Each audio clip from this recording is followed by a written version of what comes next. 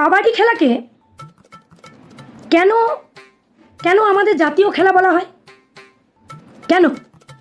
শোনো, এর পেছনে না একটা বিশাল গল্প রয়েছে, বুঝলে? আচ্ছা। একদিন একজন বিদেশি এক ভারতবাসীকে জিজ্ঞাসা করেছিল যে আচ্ছা, কাবাডি খেলাকে আপনাদের দেশে কেন জাতীয় খেলা বলে মানা হয় বাবু? হ্যাঁ, সেই প্রশ্নের উত্তরে ওই ভারতবাসীটা তখন একটা সুন্দর কথা বলেছিল, বুঝলে? ভারতবাসীটা তখন ওই বিদেশি লোকটাকে বলেছিল যে মশাই, আমাদের দেশের এই এই কাবাডি নামক খেলাটি শুধু শুধু জাতীয় খেলায় পরিণত হয়নি। হ্যাঁ, এই খেলার একটা ফাটাফাটি নিয়ম আছে। কি নিয়ম?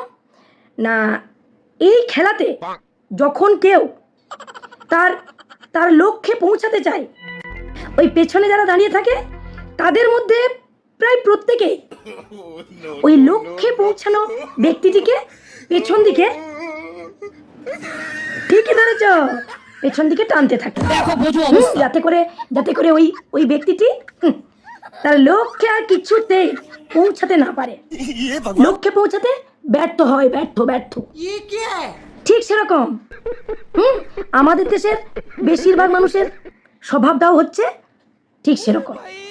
যেই তুমি তোমার জীবনে কিছু একটা উন্নতি করতে যাচ্ছ, সাকসেস পেতে যাচ্ছ, ব্যাস পেছন থেকে তোমাকে টানতে থাকবে।